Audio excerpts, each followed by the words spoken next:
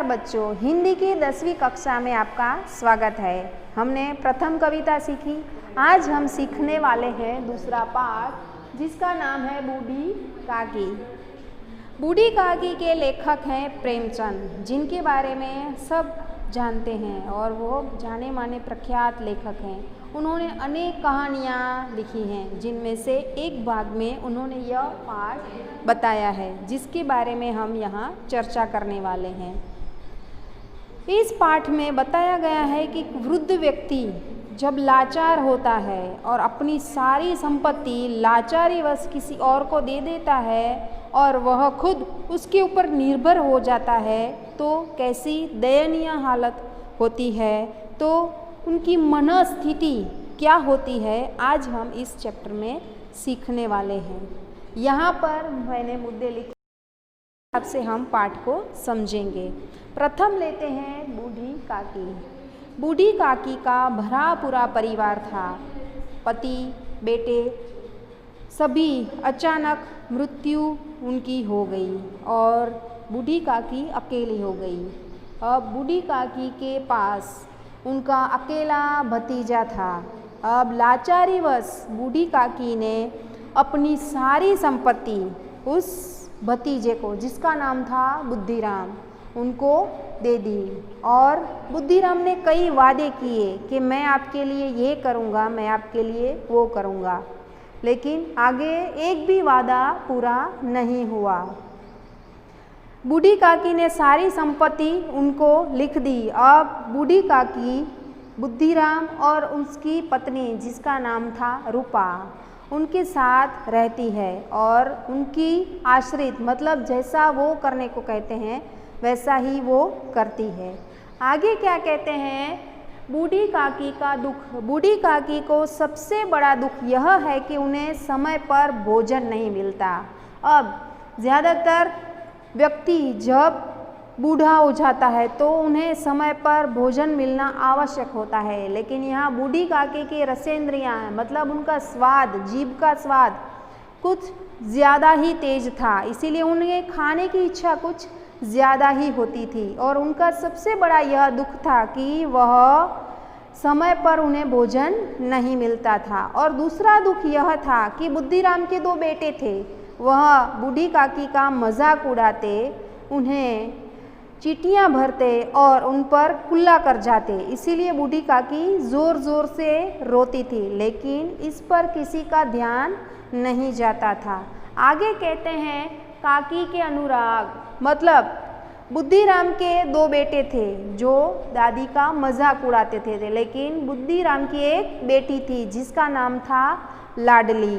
वह काकी के बहुत ही करीब थी और अपने हिस्से का कुछ भोजन बचाकर वह काकी को दे जाती थी और वह उनका थी।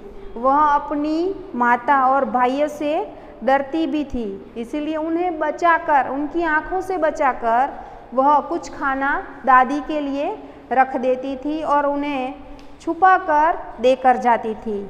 आगे क्या कहते हैं, सुखाराम का तिलक। अब घर में एक अच्छा प्रसंग था। बुद्धिराम के बेटे, जिसका नाम था सुखराम, उसका तिलक का अवसर आया।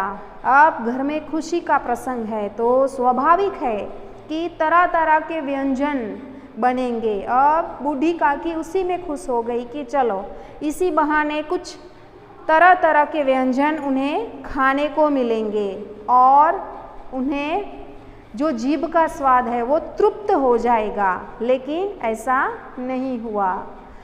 उस मौके पर बूढ़ी काकी उस कमरे में पड़ी रही। बाहर व्यंजन बन रहे थे, उनकी अच्छी अच्छी व्यंजनों की अच्छी अच्छी खुशबू बूढ़ी काकी तक पहुंच रही थी, लेकिन बूढ़ी काकी बाहर जा नहीं सकती थी। एक जगह पूड़ियाँ कहाड़ में तली जा रही थी और दादी से रहा नहीं गया। पूड़ियों की खुशबू से दादी अपने कमरे से बाहर चली आई और उस पूड़ियों को जैसे ही उठाने लगी, बुद्धिराम की पत्नी रूपा ने उन्हें देख लिया और डांट फटकार कर वह वापस उस कोठरी में छोड़ आई। दादी रो नहीं सकती थी क्योंकि वह जानती थी कि अच्छे अवसर पर रोना अपशकुन कहा जाता है। हम जानते हैं ना, अच्छे अवसर होते हैं तब हम रोते नहीं हैं, वरना वह शुभ प्रसंग खराब हो जाता है, ऐसा माना जाता है। तो दादी मन ही मन दुखी हो रही थी, रो नहीं सकती थी। थोड़ी देर बाद उसने इंतज़ार किया कि कोई मेरे लिए भोजन लेकर आएगा और मैं उसे अच्छे से खाऊंगी, क्योंकि उन्हें बहुत भूख लगी थी उस वक्त। और दादी इसी इंतज़ार में बैठी है। बाहर सबका खाना चल रहा है।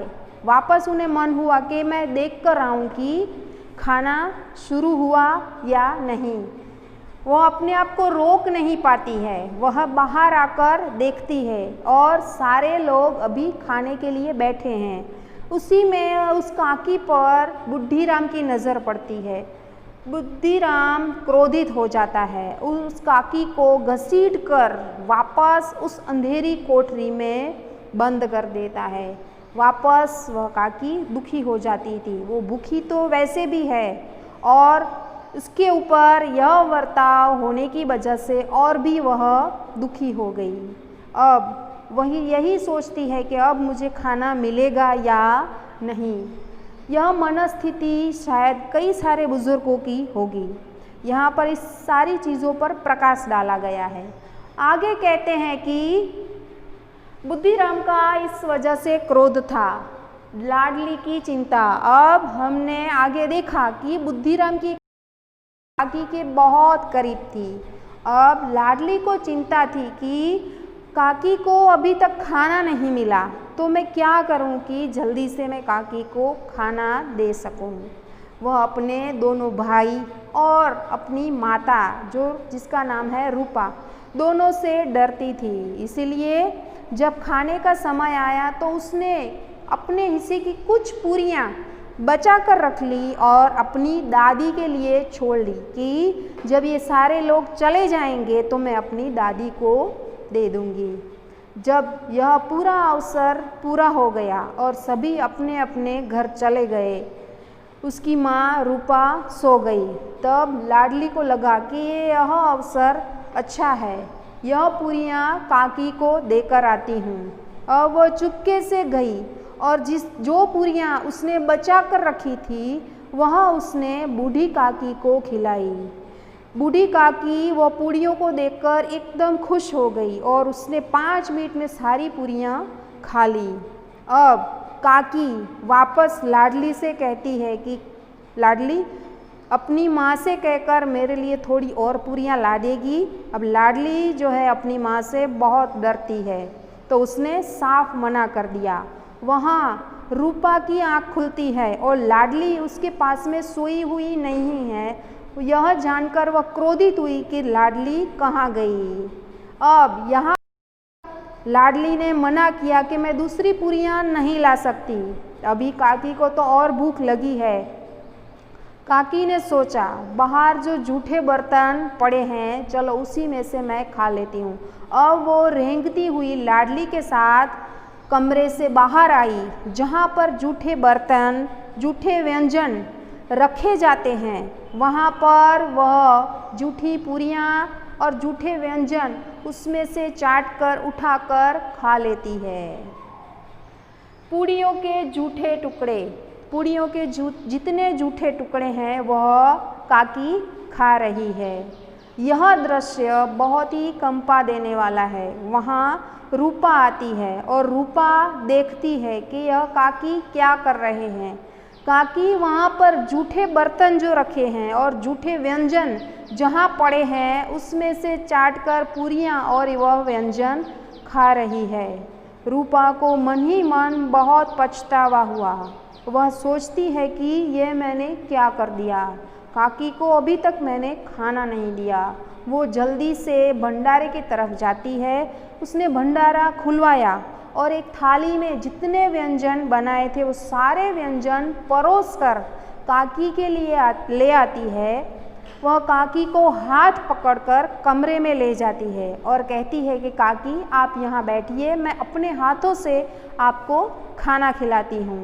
अब रूपा को मन ही मन पछतावा होता है और इस बारे में वह बार बार काकी से क्षमा मांग रही है कि काकी मुझे क्षमा कर दीजिए कि मैं आपको खाना नहीं दे पाई इतने अच्छे अवसर पर भी। अब को जो चाहिए था वो तो मिल गया, उसे भरपेट खाना, जो व्यंजन उस दिन बने थे वह सारे उस थाली में परोस कर रूपा ले आई है। अब काकी आराम से पेट भरकर वह खाना खा रही है और रूपा को आशीर्वाद दे रही है कि भले ही देर से लेकिन अब वो समझ गई है कि उसकी गलती क्या है। और यहाँ रूपा बार बार काकी से क्षमा मांग रही है कि काकी मेरे से जो गलती उसके लिए मुझे क्षमा करें। इस पाठ में बुजुर्ग लोगों की क्या परिस्थिति है, शायद ऐसे कई ऐसे घर हैं जहाँ ये परिस्थितियाँ आज भी हैं, तो उस पर कटाक्ष यानी कि व्यंग किया गया है कि आप बुजुर्ग लोगों की सेवा करें और उन्हें अकेला न छोड़ें, उनके लिए जितना हो सके कर सकते हैं करें, क्योंकि उनके आशीर्वाद से ही यह संसार चल सकता है। आशा करती हूँ कि यह पाठ आपको अच्छे से समझ में आ गया होगा। धन्यवाद।